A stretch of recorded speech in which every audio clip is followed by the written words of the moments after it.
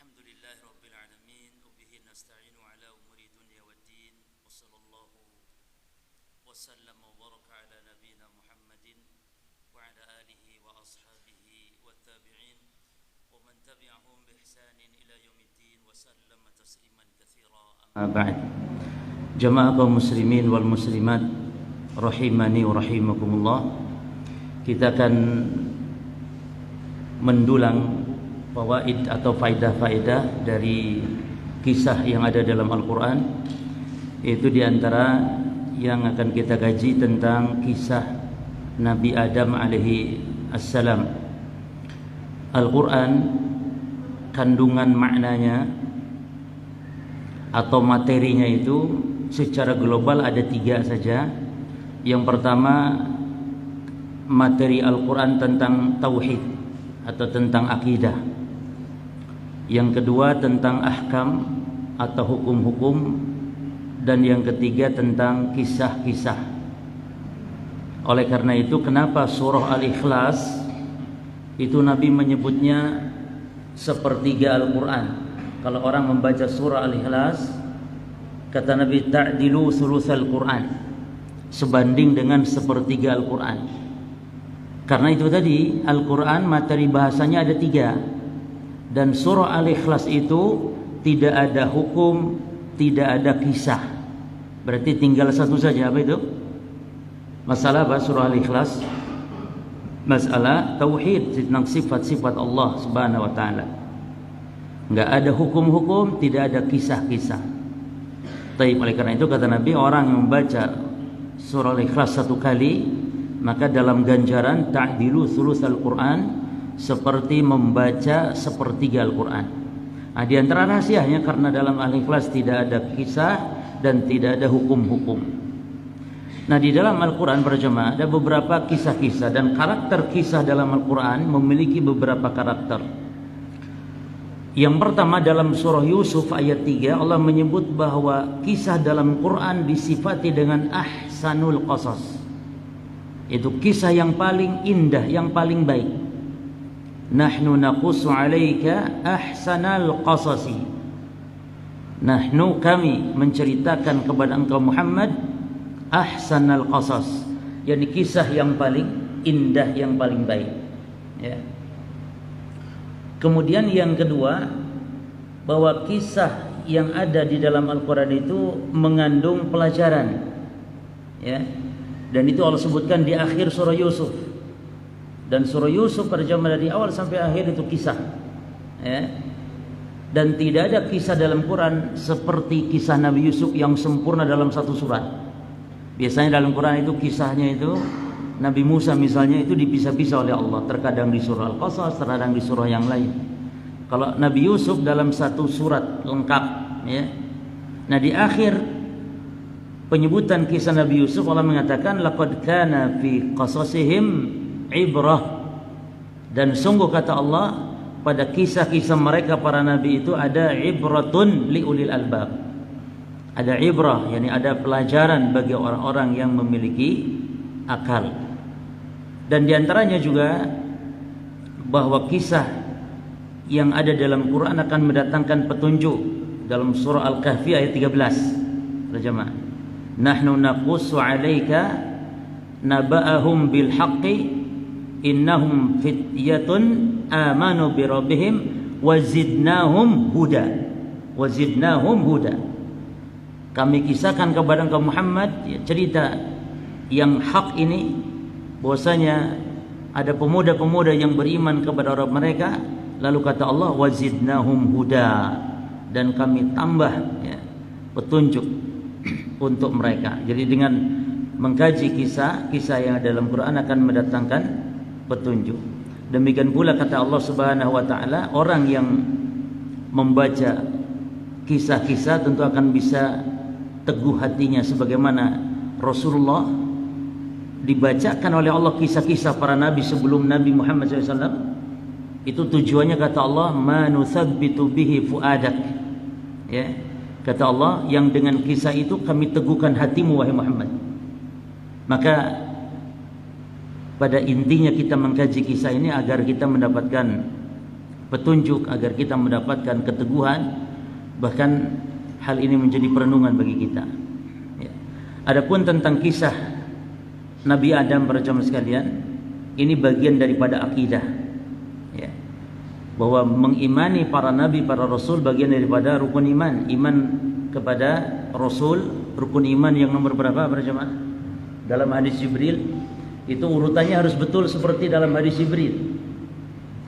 Antu'mina billahi wa malaikatihi wa kutubihi wa rusulihi. Nomor berapa? Nomor 4. Wal yaumil akhir nomor 5. Wa antu'mina bil qadari khairihi wa syarrihi itu nomor 6. Beriman kepada takdir yang baik dan yang buruk. Baik, sekarang pertanyaannya, Nabi Adam berjemaah, apakah nabi atau rasul? Nah, ini ada khilaf di kalangan para ulama. Apakah Nabi Adam nabi atau rasul? Yang perlu kita kaji adalah tentang perbedaan dulu. Apa bedanya nabi dengan rasul? Ya. Karena di dalam Al-Qur'an Allah sendiri membedakan antara nabi dan rasul. Seperti di dalam Al-Qur'an surah Al-Hajj ayat 52. Di situ dengan tegas sekali Allah bedakan.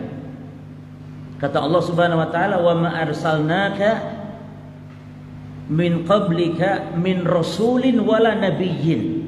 Surah Al-Hajj ayat yang ke-52. Dan tidaklah kami mengutus sebelum engkau wahai Muhammad, kata Allah, baik itu rasul ataupun nabi. Baik itu rasul ataupun nabi. Tidaklah kami mengutus engkau wahai Muhammad dari sebelummu, atau tidaklah kami mengutus sebelum engkau wahai Muhammad baik rasul ataupun nabi. Maka para jamaah sekalian, kalau nabi saja disebut, maka maknanya masuk di situ makna rasul. Ini sebagaimana dalam kaidah idza ijtama'a iftaraqa wa idza iftaraqa ijtama'a. Kalau disebut salah satu saja maka masuk makna yang lainnya. Artinya kalau disebut rasul masuk makna nabi, disebut nabi masuk makna rasul di situ. Sebagaimana iman dan Islam, disebut iman masuk makna Islam, disebut Islam masuk makna iman. Qada dan qadar demikian, disebut qada masuk makna qadar, disebut qadar masuk makna qada. Jadi itu juga. Tapi ketika disebut dua-duanya, nabi dan rasul, qada dan qadar, iman dan Islam, fakir dan miskin, ini berbeda maknanya. Kalau digabungkan ya, qada dan qadar itu beda. Kalau qada itu artinya eksekusinya Allah, kalau qadar artinya rencana Allah, itu bedanya. Mana yang duluan berarti? Kalau qada itu pelaksanaannya, kalau qadar rencananya. Mana yang duluan? Qadar dulu. Cuman walaupun kita sering menyebutnya qada dan qadar, enggak ada orang bilang qadar dan qada. Tapi dalam makna itu bedanya. Beda iman dan Islam. Kalau iman berkaitan dengan akidah, kalau Islam amal. Yani kalau akidah, kalau iman itu batin, kalau Islam itu amalan-amalan zahir, itu bedanya. Nah sekarang ketika Nabi disebut dengan Rasul bersamaan, maka maknanya berbeda. Dahulu pelajaran kita ada didefinisikan, dan ini juga didefinisikan sebagian ulama. Namun definisi itu kurang lengkap cuma. Di mana mereka mengatakan bedanya Nabi dengan Rasul, katanya kalau Nabi itu seseorang yang diberi wahyu oleh Allah, namun tidak ada kewajiban untuk mentabligkannya. Sementara Rasul diberi wahyu oleh Allah, namun berkewajiban untuk mentabligkan. Nah ini definisi ini kurang sempurna, bahkan bisa dianggap keliru. Bedanya Nabi dan Rasul, kalau Nabi katanya apa? Diberi wahyu namun tidak wajib berdakwah, mentabligkan. Adapun Rasul diberi wahyu dan wajib mentabligkan. Ini keliru. Dari minimal kelirunya dari 3 sisi minimal cuma. Atau bantahannya ini dari 3 sisi. Bantahan yang pertama, tadi dalam surah Al-Hajj ayat 52 tadi, itu bantahan terhadap yang mengatakan kalau Nabi enggak ada kewajiban dakwah, Rasul ada kewajiban dakwah. Nah, bantahan dalam surah Al-Hajj 52 bagaimana segi pendalilannya? Di dalam ayat itu Allah berfirman tadi, "Wa ma arsalnaka min qablika min rasulin wala nabiyyin." Dan tidaklah kami mengutus sebelum engkau wahai Muhammad, tidaklah kami mengutus sebelum ke Muhammad baik nabi atau rasul. Berarti nabi dan rasul sama-sama diapakan oleh Allah? Sama-sama diutus. Lah kalau sama-sama diutus berarti kenapa tugasnya kok jadi beda? Kalau sama-sama diutus oleh Allah berarti tugasnya sama, yaitu untuk mentabligkan. Jelas ya? Itu satu. Yang kedua jemaah, kalau orang diberi ilmu, diberi wahyu lalu tidak ditabligkan, tidak disampaikan, tidak didakwakan, berarti maknanya menyembunyikan ilmu, dan itu terlaknat. Dalam surah Al-Baqarah ayat 159 dasarnya, innal ladzina yaktumuna ma anzalna minal bayyinati wal huda min ba'di ma bayyanahu lin-nasi fil kitab ulaika yal'anahumullah. Sesungguhnya orang yang menyembunyikan apa yang telah kami turunkan, kata Allah, berupa penjelasan, petunjuk, berupa wahyu, setelah dijelaskannya ya apa yang ada kepada manusia, apa yang ada dalam kitab, kalau disembunyikan, kata Allah, ulaika yal'anahumullah, mereka lah orang-orang terlaknat. Maka kalau begitu enggak mungkin para nabi termasuk manusia terlaknat yang tidak menyampaikan wahyu. Ya, yal'anahumullah wa yal'anuhumul la'inun. Dan juga mereka mendapat laknat orang-orang yang melaknat. Ini dua alasan yang kedua. Dan juga dalam hadis kata Nabi, man su'ila an ilmin fakatamahu, siapa yang ditanya tentang ilmu lalu dia sembunyikan, maka aljamahullahu bilijamin minan nar, Allah akan beri tali kekang dia di hari kiamat dari api neraka. Jadi bahaya orang yang menyembunyikan ilmu. Nah, di situ ada jawaban yang ketiga, bantahan yang ketiga terhadap orang yang mengatakan bahwa Nabi itu tidak ada kewajiban mendakwahkan, adalah kisah Nabi Muhammad ketika ditampakkan oleh Allah tentang umat-umat dan nabi-nabi sebelum beliau ditampakkan. Kata Nabi SAW, uridat alayyal umam, ditampakkan kepadaku umat-umat yang sebelum aku, kata Nabi. Lalu Nabi mengatakan, fara'aitun nabiyya wa ma'ahu ruhayt, dan aku lihat ada nabi yang pengikutnya cuma 3-9 orang. Nabi tidak nama rasul, nabi. Wan nabiyya wa ma'ahu ar-rajulu wa rajulan, dan aku lihat ada nabi pengikutnya cuma 1 atau 2 orang.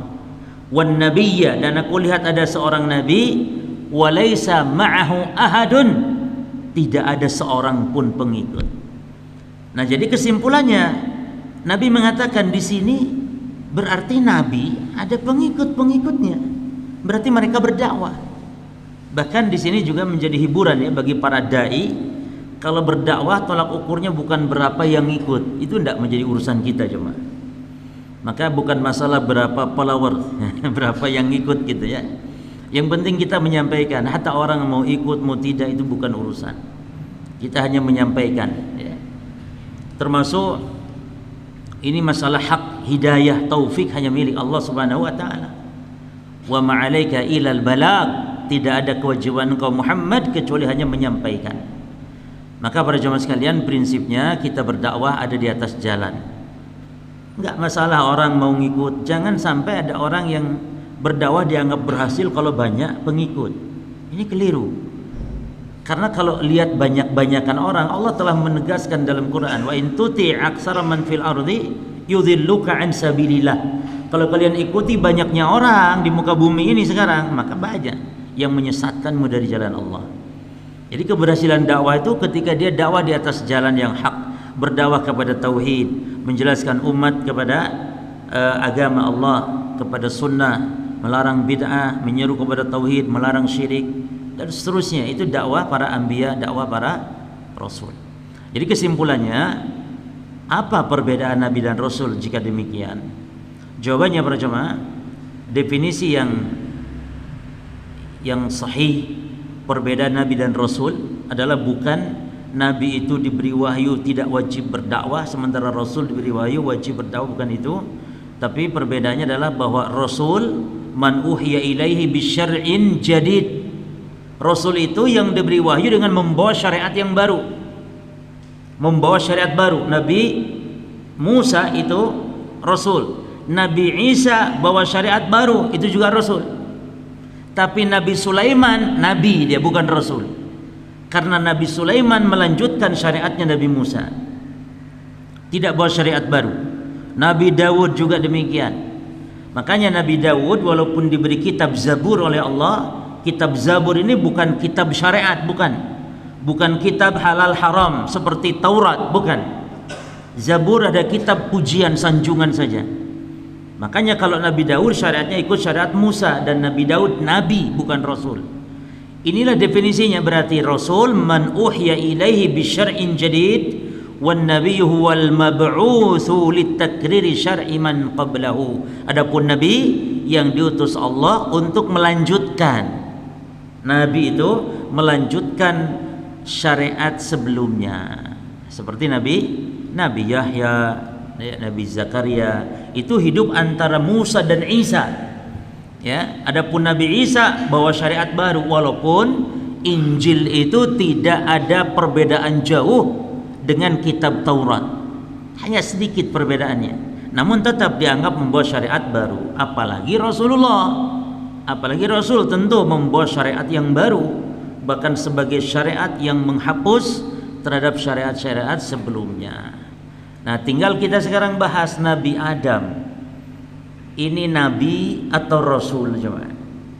Karena Nabi Adam itu manusia pertama, bukan lagi nabi, tapi manusia pertama. Taib. Maka para jamaah sekalian, hukum asal manusia itu adalah bertauhid. Ya. Hukum asal manusia bukan beragama animisme, dinamisme, bukan. Bukan nyembah batu, bukan. Justru itu perkara-perkara baru, jemaah. Makanya alam-alam pewayangan, nah ini kita bahas wayang lagi nih. Alam-alam pewayangan itu alam-alam dongeng, ya. Alam-alam justru dia masalah-masalah yang baru dalam kehidupan ini, yang baru muncul. Karena kalau alam jadul, alam baheula itu adalah alam Nabi Adam, alamnya alam tauhid. Manusia antara Adam sampai Nuh itu semuanya nyembah Allah, bertauhid. Tidak ada satupun di muka bumi yang berbuat syirik. Justru kesyirikan, animisme, dinamisme, penyembahan terhadap berhala itu hal yang baru muncul. Makanya mari kembalikan manusia kepada fitrahnya, yaitu kepada tauhid. Taib. Jadi Nabi Adam ini bapak moyang kita, jemaah. Jadi kita semua ini turunan Nabi, masya Allah. Ya. Tapi bukan Habib. Ya, turunan Nabi semua kita ini sama. Anak cucunya Nabi Adam. Jadi kalau ditanya antum turunan Nabi, iya saya turunan Nabi. Nabi apa? Nabi Adam. Ya. Taib. Nah sekarang ada khilaf di kalangan para ulama, Nabi Adam Nabi atau Rasul. Dalam hadis Abu Dzar, ada ulama yang berpendapat berdasarkan hadis Abu Dzar Nabi Adam itu Rasul. Tadi sudah kita tahu definisi Nabi dan Rasul perbedaannya, ya. Baik, jadi Nabi Adam itu Rasul dasarnya ada sebuah hadis. Tapi juga nanti ada ulama yang berpendapat Nabi Adam bukan Rasul, bukan, tapi Nabi saja. Nah, dari mana dasarnya nanti kita akan baca. Sekarang dalil yang menunjukkan Nabi Adam itu Rasul, hadis Abu Dzar yang diriwayatkan oleh Imam Ahmad dan yang lainnya. Abu Dzar bertanya kepada Rasulullah, "Ya Rasulullah, ayyul anbiya kana awwal?" Wahai Rasul, siapa para nabi yang pertama kali ada? Maka Nabi mengatakan Adam. Ya, Nabi Adam. Baik.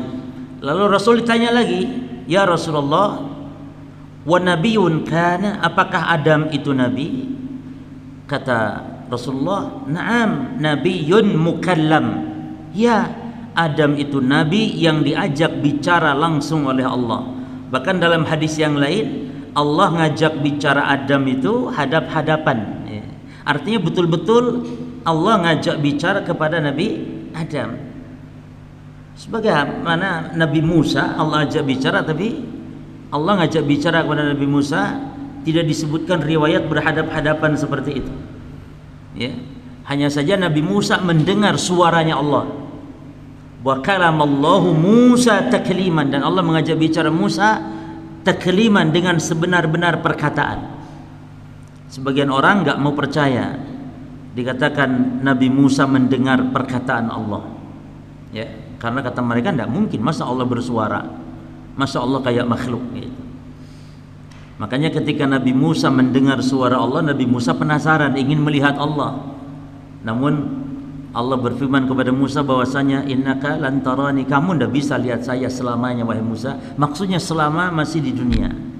Adapun di akhirat kelak, maka kita orang-orang beriman akan melihat Allah di surga, bahkan akan melihat Allah di padang mahsyar. Jadi melihat Allah itu 2 kali. Pertama di padang mahsyar, dan ini pun diikuti oleh orang-orang munafikin. Jadi orang munafik juga melihat Allah. Hanya saja bentuk penglihatan Allah di padang mahsyar itu penglihatan sifatnya ta'rifiyah. Ta'rifiyah. Yani Allah datang untuk menghisab, ya, untuk menghukumi makhluknya di padang mahsyar. Nah, orang beriman dan orang munafik mengetahui kalau Allah datang, itulah bentuk penglihatannya. Makanya semuanya nanti akan sujud. Orang-orang beriman sujud, orang munafik juga ikut sujud, namun falam yastati'u, namun mereka tidak mampu sujud. Kenapa? Karena di dunia sujudnya pura-pura. Maka hanya yang ikhlas sujud ketika di dunia, di padang mahsyar dia bisa sujud di hadapan Allah.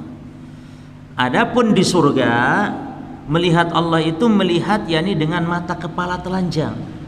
Bukan melihat dengan sifat ta'rifiyah, pengenalan, bukan, tapi melihat betul. Innakum sataruna rabbakum, kata Nabi, iyanan, sesungguhnya kalian akan melihat Rabb kalian kelak di surga sebagaimana melihat bulan purnama. Iyanan itu mata kepala telanjang, tidak pakai alat, tidak memandang dalam hati misalnya, tapi memandang dengan mata kepala telanjang. Dan ini sebesar-besar nikmat penduduk surga. Jadi nikmat penduduk surga yang paling besar bukan bidadari, bukan makanan, minuman, enggak. Yang paling besar adalah memandang wajah Allah. Mana dasarnya? Walilladzina ahsanul husna wa ziyadah. Dan orang yang berbuat kebaikan, bagi mereka mendapat surga dan ziyadah, dan tambahannya. Apa tambahannya? Nabi menafsirkan az-ziyadah hiya an-nazar ila wajhillahi tabaraka ta'ala. Az-ziyadah maknanya, yakni tambahan nikmat surga, maknanya memandang wajah Allah subhanahu wa ta'ala. Dan memandang, jamaah ya, memandang itu artinya hanya melihat dari arah depan begini, memandang begini, bukan meliputi, bukan al-idrak, bukan. Ini saya kalau begini, ini namanya memandang air mineral, memandang ya. Tapi kalau al-idrak bukan begini, al-idrak itu begini. Ini namanya al-idrak. Begini. Nah, kita melihat Allah, wajah Allah bukan begini, tapi hanya begini saja, memandang wajah Allah subhanahu wa ta'ala. Makanya Nabi ibaratkan dengan melihat bulan. Innakum satarawna rabbakum kama tarawna al-qamar lailatal badr. Sungguhnya kalian akan melihat Allah Rabb kalian seperti kalian memandang bulan, ya. Dalam lafaz yang lain seperti memandang matahari. Disamakannya dengan bulan, bukan menyamakan Allah dengan bulan, objek, bukan, tapi menyamakan cara pandangnya. Ingat, menyamakan ar-ru'yah, bukan menyamakan al-mar'i, bukan menyamakan objek yang dilihat, tapi menyamakan cara pandang dari 3 sisi, jemaah. Satu, dari sisi letaknya, arahnya, Allah di atas, bulan pun di atas. Yang kedua, dari sisi kejelasannya, ya, melihat bulan jelas, melihat Allah juga demikian jelas, min haitsul wudhu. Dan yang ketiga, dari sisi adadnya, jumlahnya, Allahnya satu yang dilihat, bulan pun satu, matahari juga satu yang dilihat. Maka Nabi tidak menyerupakan Allah dengan makhluk, tapi menyerupakan dalam hal cara memandang. Taib. Lalu Rasul ditanya lagi, ya Rasulullah, kam al-mursalun? Kalau para Rasul berapa jumlahnya ya Rasulullah? Kata Nabi, 300 wa bid'ata asyar. Para Rasul jumlahnya 300 lebih 3 sekian.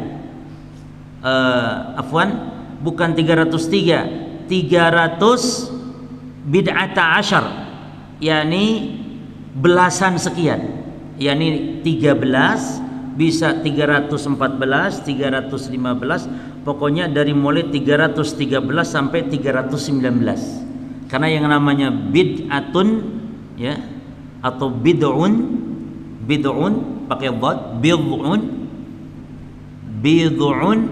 atau bid'atun, bukan bid'ah yang dolalah itu, bukan. Pakai dhad, bid'atun itu maknanya bilangan dari 3 sampai 9. Berarti di sini ada asyar ini belasan, berarti 13 sampai 19, 313 sampai 319 itu total dari para rasul. Lalu kalau al-anbiya berapa jumlahnya para nabi?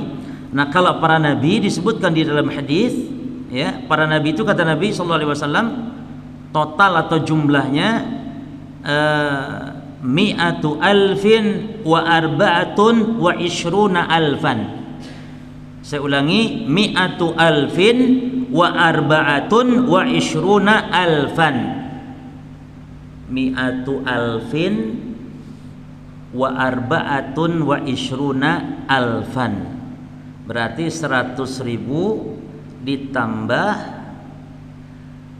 24.000 ya, berarti 124.000. Nah, dari 124.000 ini rasulnya itu 313 ke atas. 313 sampai 300 berapa tadi? 19. Nah, jadi kebanyakan mana antara nabi dan rasul? Banyakan rasul 124.000 dikurang 319 atau 313. Baik. Nah, di dalam riwayat ini Nabi ditanya, Nabi Adam, an-nabiyyun mursal, ya? An-nabiyyun mursal, apakah Adam itu nabi yang diutus? Qala na'am, kata Nabi iya. Ya. Jadi kesimpulannya dari hadis ini, Nabi Adam, Nabi menyebutnya itu seorang rasul ya. Tapi dalam riwayat-riwayat yang lain para jemaah, dalam riwayat-riwayat yang lain disebutkan bahwa rasul pertama itu Nabi Nuh. Ya. Seperti dalam hadis tentang masalah hadis syafaat, Nabi menyebutkan tentang Nabi Nuh bahwa manusia nanti di padang mahsyar akan mendatangi para nabi, Nabi Adam, Nabi Nuh didatangi. Lalu manusia saat itu minta kepada Nabi Nuh untuk memberi syafaatul uzma, minta untuk disegerakan hisab. Namun Nabi Nuh tidak mampu. Karena yang mampu memberi syafaatul uzma hanyalah Nabi kita Muhammad sallallahu alaihi wasallam. Kehususan beliau, jadi manusia sudah merasa menderita di padang mahsyar jemaah. Bayangkan jemaah berdiri. Tidak ada yang duduk, berdiri semuanya. Kita saja berdiri kalau ngantri apa gitu berdiri jemaah. Jangankan ngomong 2-3 jam, berapa menit saja sudah kemeng ya. Tapi akhirat ini kehidupan yang manusia diberi kekuatan oleh Allah, bisa mampu berdiri bertahan jutaan tahun, miliaran tahun di padang mahsyar, berdiri di hadapan Rabbul Alamin. Nah, manusia menderita, akhirnya minta disegerakan hisab. Walaupun nanti ujungnya neraka, enggak masalah, yang penting segera hisab, karena enggak tahan. Maka datang kepada para nabi. Nah, datang kepada Nabi Nuh. Manusia mengatakan, anta awwalur rusulin ba'atsallahu ila ahlil ard. Wahai Nuh, engkau adalah rasul pertama yang diutus Allah ke muka bumi. Berarti Adam bukan rasul, karena Nabi Nuh rasul pertama. Tidak disebut Adam rasul pertama. Taib. Nah, dari sinilah para ulama, diantaranya Syekh Ibnu Utsaimin, beliau berpendapat bahwa Adam, kata beliau, adalah laisa birrasul walakinnahu nabi. Adam bukan rasul tapi nabi. Sebagaimana dalam hadis, ya. Disebutkan tadi juga ada hadis nabiyyun mukallam, nabi yang diajak bicara. Namun para jamaah, terlepas dari perselisihan ini, ya, wallahu taala alam, karena ini sangat kuat sekali perselisihan antara Adam ini nabi atau rasul. Yang jelas Nabi Adam bapak kita, manusia pertama yang Allah ciptakan berdasarkan beberapa riwayat. Misalnya dalam Al-Qur'an di surah Al-A'raf, ya, bahwa Nabi Adam adalah manusia pertama. Dalam hadis-hadis juga misalnya banyak disebutkan bahwa Nabi Adam adalah manusia yang pertama Allah ciptakan. Dan Nabi Adam ketika diciptakan, saat itu sudah ada makhluk yaitu para malaikat dan jin. Ya. Jadi jin itu duluan diciptakan berjemaah.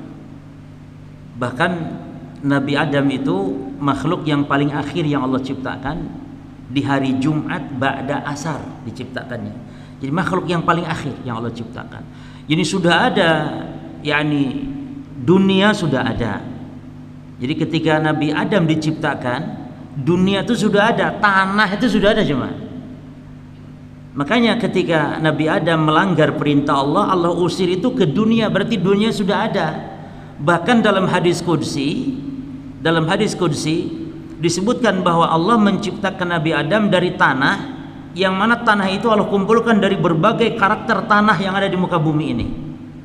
Makanya kita ini sumbernya betul kalau kita dari air mani orang tua kita, tapi sumber awalnya dari tanah. Sebagaimana Nabi Adam disebutkan dalam hadis qudsi, innallaha ta'ala khalaqa Adam, bahwasanya Allah Ta'ala menciptakan Nabi Adam min qabdatin, dari segenggam, qabadaha min jamil ard, segenggam tanah yang digenggam dari seluruh tanah yang ada di permukaan bumi. Maka faja'a banu Adam ala qadril ard, sehingga anak-anak Adam itu karakternya seperti karakter tanah.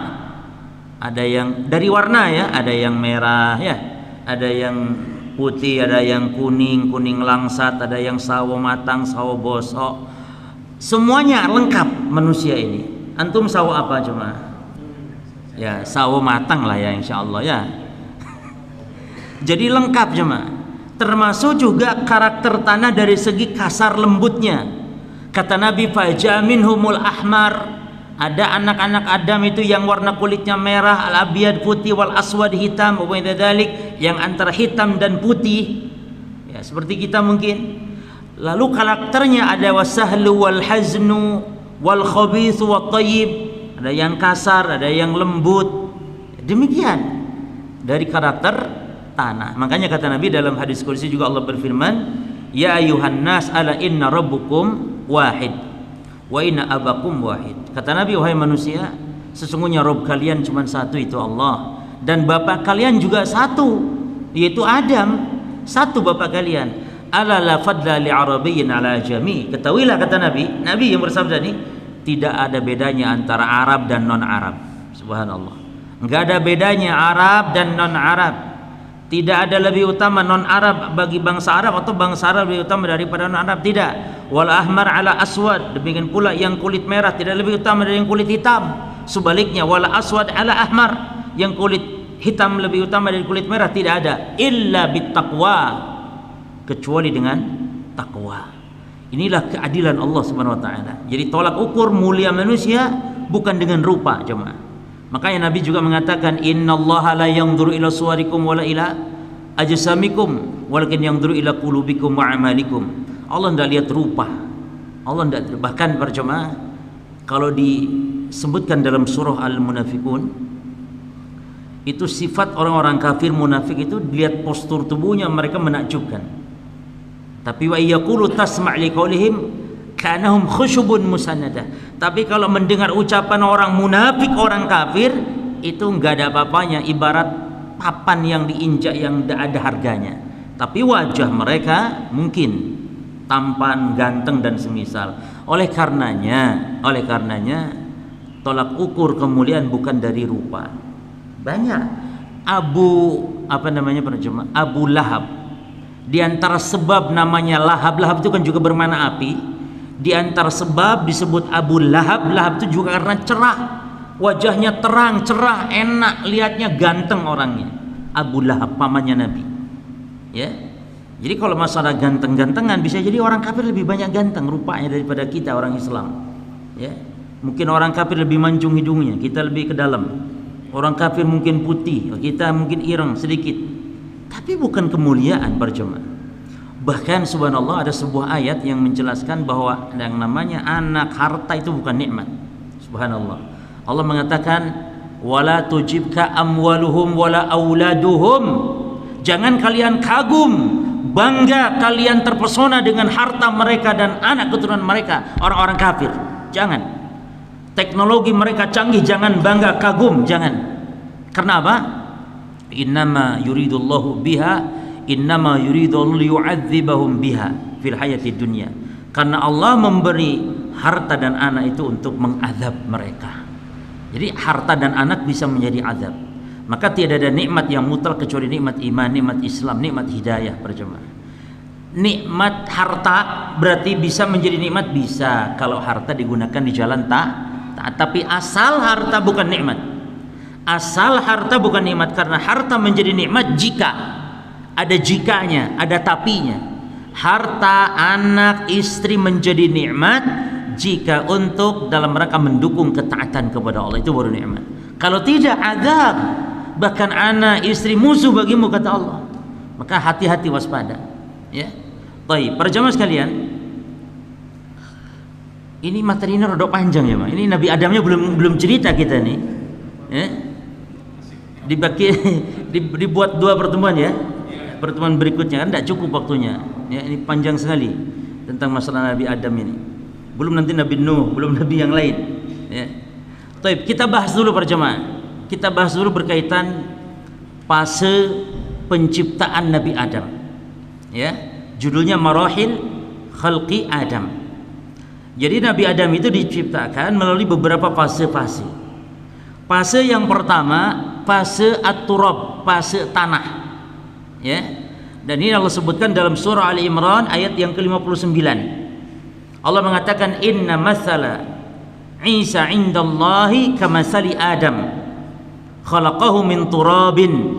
Sesungguhnya perumpamaan Nabi Isa di sisi Allah seperti Nabi Adam yang Allah menciptakan dari tanah. Artinya Nabi Adam diciptakan tanpa ayah, tanpa ibu. Jadi manusia ini ada 4 golongan tentang penciptaan, ada ayah atau tidak ada ayah ibu. Golongan pertama diciptakan tanpa ayah, tanpa ibu. Siapa dia? Nabi Adam. Golongan kedua diciptakan dari ayah saja tanpa ibu, yaitu Hawa. Diciptakan dari tulang rusuk Adam, ya, tanpa ibu. Yang ketiga diciptakan hanya ibu tanpa ayah. Siapa dia? Nabi Isa. Makanya perumpamaan Nabi Isa seperti Adam, ya, seperti Adam. Yang keempat dengan ayah dan ibu. Seperti siapa? Dengan ayah dan ibu. Seperti siapa? Ya antum semua ini. Ya, baik. Jadi 4 golongan manusia. Nah, Allah menyebutkan dalam surah Al-Imran diciptakan khalaqahu min turab, diciptakan dari tanah. Dalam Ar-Rum ayat 20 juga demikian. Wa min ayatihi an khalaqakum min turabin. Dari tanda-tanda kebesaran Allah adalah kalian diciptakan dari tanah. Kemudian dari hadis qudsi tadi, bahwasanya Allah ciptakan Adam dari genggaman tanah yang ada di muka bumi ini. Maka manusia sesuai dengan karakter tanah. Ya, baik. Kemudian marhalah yang kedua para jemaah. Marhalah, yakni fase kedua setelah dari tanah, Nabi Adam diciptakan dalam bentuk yang kedua. Fase kedua bentuknya at-tin. Bentuk tin. Apa itu tin? Tin itu adalah turab idza jubila bil ma, tanah yang dicampur dengan air sehingga menjadi tanah liat. Jadi dari tanah biasa berubah menjadi tanah liat. Itu surah Al-A'raf ayat 12 dasarnya. Allah mengatakan, Allah berfirman yakni kepada iblis, kata Allah, ma manaka ala tasjuda id amartuk. Wahai iblis, apa yang menghalangimu kamu tidak sujud kepada, yakni maksudnya kepada Adam, ya, saat aku perintahkan engkau, kenapa engkau tidak mau sujud? Apa jawaban iblis para jemaah? Iblis mengatakan, ana khairun minhu, saya lebih baik dari Adam ya Allah. Khalaqtani min nar wa khalaqtahu min tin. Karena aku engkau ciptakan dari api, sementara Adam engkau ciptakan dari tanah. Maksud tanah di sini tin, apa tadi? Tanah liat. Berarti dari sini para jemaah, ayat ini surah Al-A'raf ayat 12 menunjukkan bahwa iblis itu mengakui bahwa yang menciptakan siapa? Allah. Jadi iblis itu mengenal Allah, bahkan beriman. Itu bagian dari iman itu. Iman kalau Allah itu yang menciptakannya. Tapi iman sekedar ini tidak cukup, harus beriman itu menyatakan bahwa Allah lah satu-satunya zat yang harus diibadahi. Nah, iblis tidak mau ibadah kepada Allah. Jadi ini yang disebut dengan iman dalam rububiyah Allah, atau disebut tauhid ar-rububiyah. Jadi iblis mengakui yang menciptakannya adalah Allah. Ayat 7 dari surah Sajdah juga demikian mengatakan, alladzi ahsana kulla syai'in khalqahu wa bada'a khalqal insan min tin. Jadi dalil yang menunjukkan fase kedua ini penciptaan Adam, yakni dari tanah biasa menjadi tanah liat, tanah yang dicampur air, itu surah Al-A'raf ayat 12 ya.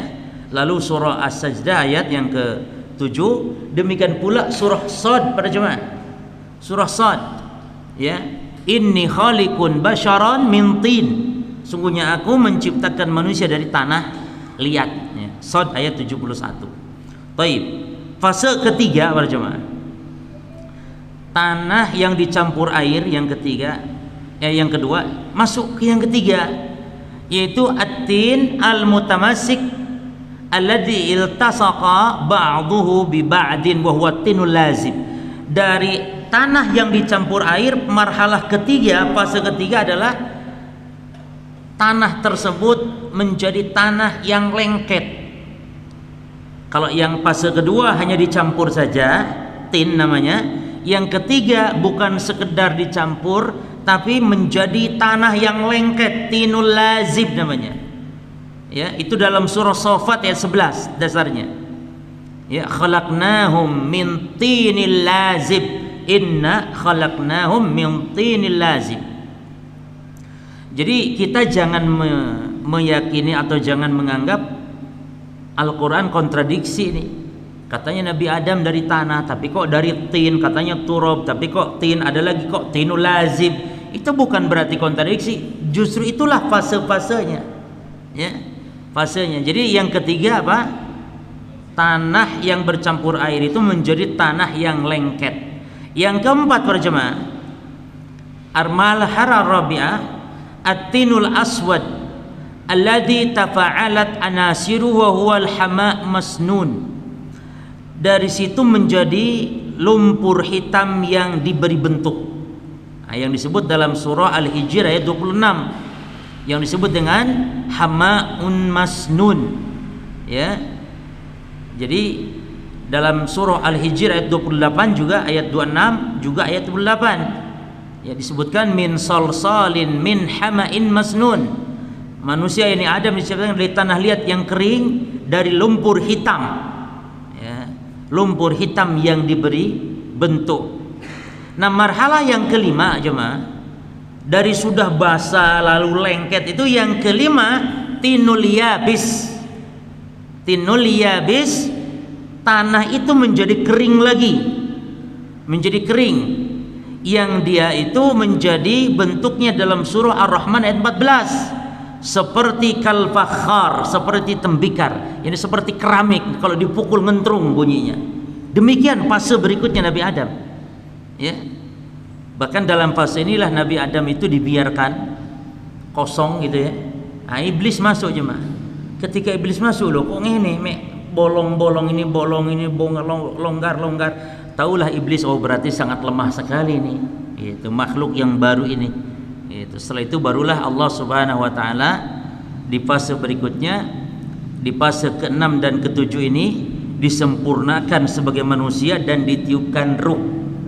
Fase ke-6 dan ke-7 yaitu fase taswiyah, yakni kesempurnaan kejadian Adam disempurnakan dan ditiupkan ruh. Jadi Nabi Adam jemaah diciptakan tidak seperti kita manusia. Kalau kita kan berevolusi, bukan berevolusi, yakni berkembang ya, dari mulai setetes mani, kemudian darah, kemudian daging, kemudian menjadi anak, kemudian lahir menjadi bayi, terus dewasa, terus. Adam tidak demikian, diciptakan oleh Allah langsung tingginya 60 hasta. Jadi Nabi Adam itu tidak kenal bayi ya, dan Nabi Adam tidak dilahirkan, tapi Nabi Adam langsung diciptakan dalam bentuknya. Dan nanti akan kita bahas Di antara keistimewaan bapak kita Adam itu, Allah langsung yang menciptakan dengan tangannya. Subhanallah. Ya, ada beberapa makhluk yang diciptakan Allah oleh tangan Allah langsung. Salah satunya bapak kita Nabi Adam. Termasuk ditiupkannya ruh. Kalau kita ditiupkan ruh itu oleh malaikat yang ditugaskan Allah. Kalau kita pada saat usia kandungan ibu kita saat itu usianya berapa? Berapa jemaah? Ditiupkannya ruh usia 120 hari, 40 kali 3. Ya, 4 bulan. Makanya kalau usia 4 bulan kandungan itu maknanya sudah berbentuk manusia. Sehingga kalau ada ibu yang keguguran, maka konsekuensinya satu, anak tersebut harus diberi nama karena dia makhluk Allah yang nanti di hari kiamat akan dibangkitkan oleh Allah dan akan memberi syafaat kepada kedua orang tuanya. Subhanallah. Maka bersyukur kalau antum atau punya istri yang keguguran pada saat sudah ditiupkannya ruh, diberi nama. Yang kedua, dikuburkan di pekuburan kaum muslimin karena dia manusia, ya, manusia, yakni dikafani dan semisalnya, disolatkan, dikuburkan di pekuburan kaum muslimin, ya. Kemudian yang ketiga, diakekahi jemaah. Loh, akekah kan syukuran atas lahirnya anak. Iya, ini syukur. Lo kan mati. Justru kalau diakekahi, harapan besar untuk memberi syafaat. Kalau tidak diakekahi, kata Imam Ahmad, jadi fungsi akekah itu justru supaya kalau anak mati, diakekah itu fungsinya supaya bisa untuk memberi syafaat kepada orang tuanya. Jadi akekahi, syukuri jemaah. Bahkan pantas bersyukur karena berarti anak kita ini pasti masuk surga dan pasti akan memberi syafaat kepada orang tuanya. Jadi akekahi, beri nama, ya, akekahi. Adapun kalau di bawah umur 4 bulan, kalau ibu keguguran, ibu hamil keguguran, maka para jamaah dilihat jika usia kandungan mencapai 80 hari, 80 hari, maka si bayi ini yang 80 hari ini itu sudah berbentuk, walaupun ruh belum ditiupkan, tapi sudah berbentuk manusia. 80 hari itu ada kepala gitu, ada. Nah, hukum si ibu tadi adalah hukum nifas, darahnya darah nifas karena bayinya sudah berbentuk walaupun belum ditiupkan ruh. Jelas jemaah, ya? Adapun kalau kandungan belum 80 hari, maka sang ibu tadi darahnya darah kotor biasa, darah istihadah biasa, sehingga wajib sholat, tidak dianggap nifas, boleh jima dengan suaminya. Tapi kalau sudah umur 80 hari kandungan, sudah berbentuk, walaupun belum ditiupkan nyawa atau ruh, maka sang ibu dianggap nifas. Dan bayi tadi boleh dikuburkan di mana saja karena belum ada ruhnya. Boleh di pekarangan rumah atau di kebun, dimanapun, karena dia seonggok daging biasa, ya, sama halnya tubuh orang yang jari putul itu di mana saja, tidak harus di makam, ya. Di makam itu kalau utuh semuanya dan kalau sudah ditiupkan nyawa, jelas, ya. Adapun ngubur jenazah di rumah atau di pekarangan rumah itu tidak boleh, sebab Rasul mengatakan la taj'alu buyutakum qubura, jangan jadikan rumah kalian kuburan. Ini dua makna, jangan ngubur orang di rumah, dan juga para jamaah sekalian, ada berapa mudarat kalau ngubur jenazah di rumah. Dan kita saksikan, ya, ada beberapa daerah yang kebiasaan mereka ngubur orang itu di rumah masing-masing, ya. Jadi kampung itu akhirnya kayak kampung kuburan tapi ada penghuninya gitu, jemaah. Itu tidak boleh demikian. Dari beberapa kemudaratan, satu, akan menghinakan kuburan nanti, merendahkan, menginjak, karena dalam Islam nggak boleh seorang muslim merendahkan, melangkahi, menginjak kuburan.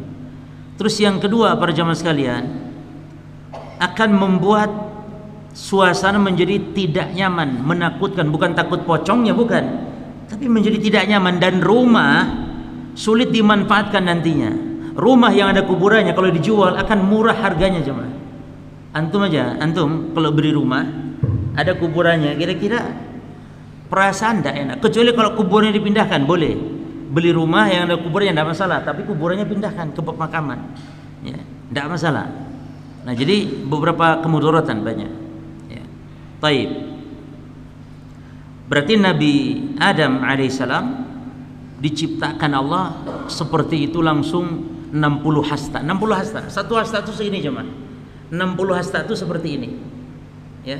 Yani dari ujung jari tengah sampai sikut ini satu hasta. Kalau Nabi Adam 60 demikian, berarti kurang lebih berapa meter cuma? Ya, 30 meteran kurang lebih. Jadi tinggi bapak kita. Makanya di Jeddah ada sepeda besar di Jeddah. Kata orang Indonesia itu sepedanya Nabi Adam katanya. Ya, terus saya katakan, Bu, dalam hadis-hadis itu 60 hasta tingginya. Oh iya juga, pas juga ya. Tapi itu kata orang Indonesia. Karena memang cuma orang Indonesia yang suka bikin begitu tuh. Yang bikin kekacauan di Arab Saudi banyak orang-orang kita cuma. Seperti yang tawaf ya, yang sa'i antara Safa Marwah, nyanyi Hubul Waton, nyanyi Garuda Pancasila. Itu bikin malu seluruh dunia cuma. Itu untuk zikir kepada Allah, kalimat tauhid la ilaha illallah wahdahu la syarikalah. Ini dengan nyanyi lagu Indonesia Raya atau Garuda atau apa itu, Hubul Waton dan semisal, dan kompak serentak dipimpin oleh Pak Kiainya. Ini bikin sampai pemerintah Saudi Arabia pun sampai merespon masalah ini. Terus juga banyak hal aneh-aneh yang dibuat-buat ya. Seperti tadi sepeda, katanya sepeda Nabi Adam, padahal nggak ada ceritanya orang Saudi yang ceritain, nggak ada, hanya dari mulut ke mulut orang-orang Indonesia saja ya. Bahkan konon Gunung Rumat itu, kalau kita ke Madinah nanti ada tempat yang namanya Gunung Uhud. Di depan Gunung Uhud ada Jabal Rumat namanya. Dulu pasukan pemanah itu ditempatkan di situ oleh Rasulullah SAW ya. Sekarang ini Gunung Rumat itu terkikis dikit-dikit, habis-habis, dulunya tinggi sekarang dikit-dikit. Konon katanya banyak diambil tanahnya orang Indonesia katanya untuk menjadikan jimat. Orang Turki, orang Indonesia ya. Ada yang gunting kain Ka'bah itu loh, orang Indonesia ya, dijual berapa real itu ya, ini jadikan jimat. Karena memang hanya di Indonesia suburnya jimat perjimatan itu ya. Tidak ada, rata-rata ini para pedagang itu pakai jimat, kanon katanya demikian. Taib. Maka disebutkan dalam riwayat-riwayat bahwa setiap kita nanti yang masuk surga akan setinggi bapak kita Nabi Adam. Jadi ahlul jannah diantara ciri-cirinya nanti fisiknya ahlul jannah tingginya seperti tinggi bapak kita Nabi Adam. Ya, situna dira'an tulun fis sama. Fa kullu man yadkhulul jannah ala surati Adam. Maka setiap yang masuk surga bentuknya seperti bentuk Nabi Adam tingginya ya. Maka yang pendek-pendek sekarang tenang, nanti di surga kita semua rata ya. Ujian di dunia ini ujian, yang pendek diuji oleh Allah. Di surga semua tingginya rata, jangan ada di surga orang pendek, tidak ada. Semuanya tingginya rata tuh 30 meteran kurang lebih. Lalu wajahnya pun subhanallah, wajahnya pun demikian para jemaah. Yang disebutkan wajahnya seperti wajah Nabi Yusuf alaihissalam, kajamali Yusuf alaihissalam. Nabi Yusuf jemaah, bagaimana Allah menggambarkan, coba antum baca surah Yusuf dari awal sampai akhir, itu kisah yang sangat luar biasa. Tidak ada Allah menyebut kisah Nabi dalam Quran selengkap Nabi Yusuf dari awal sampai akhir, sampai endingnya itu happy ending, sampai akhirnya itu dengan kegembiraan. Istilahnya happy endingnya. Nabi Yusuf gembira akhirnya. Awalnya sedih membuat kita menangis.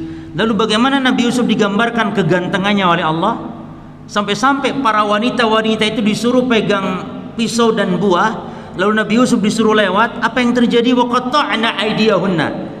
Wanita-wanita itu yang diiris bukan lagi buah, tapi tangan-tangan sendiri tanpa terasa, saking takjubnya melihat kegantengan Nabi Yusuf alaihissalam. Bayangkan bagaimana gantengnya orang melihat langsung melongo, yang diiris jari tidak terasa. Allah sebutkan bukan sekali jemaah, waqatta'na aydiyahunna, dan mengulang-ulang, diulang-ulang lagi, diiris lagi. Ketika Nabi Yusuf wis nggak ono, baru sadar, loh kok putul kabeh. Saking apa? Gantengnya Nabi Yusuf, terbayang. Karena memang dalam sejarah juga demikian. Jadi Allah ciptakan keindahan itu satu dibelah dua, coba. Yang satu dibelah dua, yang separuh untuk Nabi Yusuf, yang separuh lagi untuk seluruh makhluk. Bayangkan, berarti antum semua ini sisa-sisa pretelan gantengnya Nabi Yusuf. Ya lumayan zaman itu. Dan ternyata neneknya Nabi Yusuf siapa? Siapa yang tahu neneknya Nabi Yusuf? Sarah, istri Nabi Ibrahim. Ibrahim punya anak namanya Ishak, Ishak punya anak namanya Yakub, Yakub punya anak namanya Yusuf. Nah, dari istri Ibrahim yang bernama Ishak inilah turunannya Nabi Yusuf, yaitu Sarah. Dan Sarah ini dikenal ajmalun nisa ba'da Hawa, wanita yang paling cantik setelah Hawa. Jadi Hawa wanita tercantik, ya. Dan siapa namanya setelah itu baru Sarah. Maka wajar kalau namanya anak keturunan Nabi Yakub memang ganteng-ganteng, dikenal ya. Bani Israel itu dikenal ganteng-ganteng. Bahkan istri Rasul ada salah satunya dari kaum Bani Israel, yaitu siapa namanya? Maria, Sofia, Sofia. Jadi Sofia, walaupun ada cacat sedikit, pendek. Makanya Aisyah kalau ngeledek Sofia, alah masih cantik yo pendek, gitu. Jadi Aisyah tuh ngeledeknya gitu, sampai nangis kadang diledek Aisyah. Kadang disebut Yahudi oleh Aisyah, cemburunya. Nah ini jemaah, betapa ya para istri para Rasul pun cemburu sampai demikian. Bahkan Aisyah pernah cemburu ketika Rasul ada di rumahnya Aisyah. Lalu salah seorang istri dari Rasul, yaitu Ummu Salamah dalam riwayat, ngirim makanan, dikirim oleh salah seorang utusannya, seorang budak utusan. Begitu dibukakan pintu oleh Aisyah, loh yang ngirim kok utusan Ummu Salamah makanan. Maka Aisyah langsung terbakar emosi, cemburu, langsung ditamparnya piringnya itu sampai pecah. Makanan berhamburan berjemaah, ditampar piring oleh Aisyah, perang, pecah piring di rumah Rasulullah SAW gara-gara cemburu. Dan Rasul hanya diam. Rasul hanya mengatakan, di situ ada para sahabat. Subhanallah, betapa Rasul dibikin malu, tapi Rasul sabar.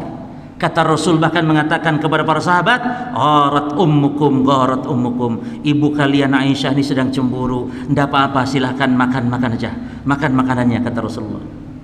Nah, ini hadis ini pelajaran bagi kita kaum laki-laki. Kalau istri cemburu, kita sabar jemaah. Jangan hadis ini dipakai oleh para wanita, para ummahat, sehingga dijadikan dalil, loh Aisyah saja pecah piring, maka kalau saya pecah kaca wajar.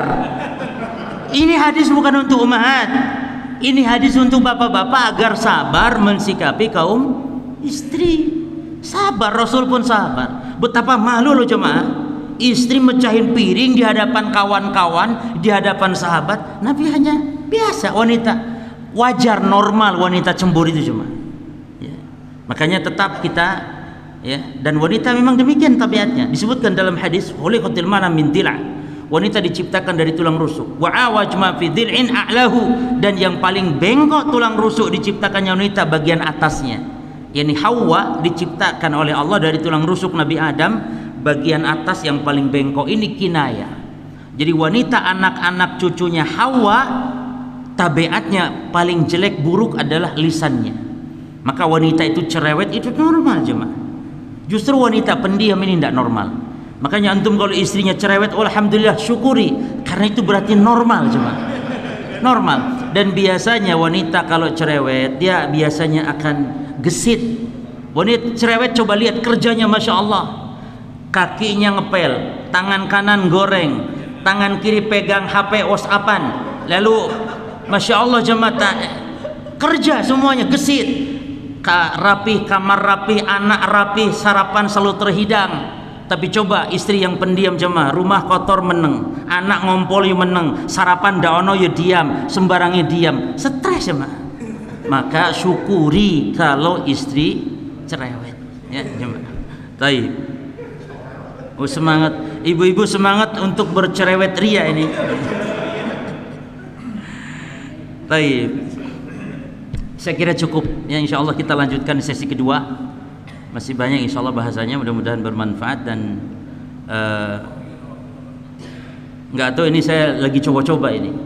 Ya, coba-coba ini ngaji ke daerah sini gitu. Biasanya enggak pernah di daerah sini, yang dekat-dekat saja ke Sidoarjo paling, atau beberapa wilayah Surabaya. Ya mudah-mudahan nanti kita cari waktu yang pas, kapan Sabtu keberapa gitu ya. Mudah-mudahan bisa dimudahkan oleh Allah Subhanahu wa taala. Demikian mungkin. Subhanakallahumma bihamdika asyhadu an la ilaha illa anta astaghfiruka wa atubu ilaik. Oh ya, sebelum saya tutup, jadi dianjurkan kita setelah sholat subuh berjamaah untuk melakukan sholat duha, dan itu namanya duha jemaah. Duha di awal waktu, boleh dinamakan sholat isyraq atau sholat syuruk, tapi itu adalah hakikatnya sholat duha. Dan waktu sholat duha yang paling afdal imma diakhirkan atau diawalkan. Adapun yang jam 8, yang jam 9 kurang afdal sholat duha itu jemaah. Jadi kalau mau sholat duha diakhirkan sekalian. Sebab kata Nabi, sholatul awwabin hina tarmadul fisal. Sholatnya orang-orang yang senantiasa bertobat kepada Allah itu sholat duha adalah ketika anak onta kepanasan. Atau diawalkan seperti. Namun jangan sampai ketika syuruk itu terbit matahari langsung sholat, nggak boleh. Tapi tunggu kira-kira tombak sejarak 1 meter atau sekitar 15 menit atau 20 menit setelah terbitnya matahari. Maka ada tuluknya, ada mana jadwalnya, ada tuluk jam berapa. Kalau jam 6 berapa, jam 6.10 misalnya, maka tambahkan 15 menit, berarti jam 6 25 menit baru boleh sholat. Nah sekarang kira-kira sudah masuk. Nah kalau sudah masuk sholat 2 rakaat, dan itu kata Nabi ganjarannya kahajjatin wa umratin tamatan, seperti haji dan umroh yang sempurna ya. Dan doa setelah sholat duha tidak ada yang sahih kecuali satu saja yang disebutkan di dalam hadis yang dibaca 100 kali. Adapun yang kebanyakan dibaca oleh sebagian kaum muslimin, Allahumma la duha ila duhuka wal baha bahuka wal jamal jamaluka, dan seterusnya. Allahumma in kana rizqi fis sama fa anzilhu wa in kana rizqi tahtal ard fa akhrijhu in kana ba'idan fa qaribhu. Ini semua enggak ada dasarnya dan tidak ada kaitan. Salat duha dengan rezeki enggak ada kaitan. Salat duha keutamanya adalah bahwa setiap pagi kita harus menebus sendi kita yang jumlahnya 360. Setiap sendi harus kita sedekahi. Dan sedekah banyak macamnya, dengan tasbih, tahmid, takbir. Namun semua itu cukup dengan 2 rakaat salat duha. Cukup. Jadi salat duha itu minimal 2 rakaat, maksimalnya tidak terbilang. Jadi yang 8 rakaat, jadi khilaf ulama cuma 2 saja. Banyak aqwal ulama, namun yang rajih khilafnya kepada 2 pendapat. Pendapat pertama 8 rakaat, pendapat kedua tanpa batas. Dan yang rajih salat duha itu enggak ada batasannya.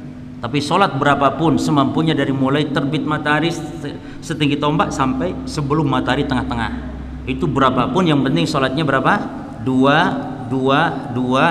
Sholatul laili wan nahar masna masna. Sholat sunnah siang malam itu hukum asalnya 2 rakaat. Ya, demikian. Kembali subhanakallahumma bihamdika asyhadu an la ilaha illa anta astaghfiruka wa atubu ilaik. Assalamualaikum warahmatullahi wabarakatuh.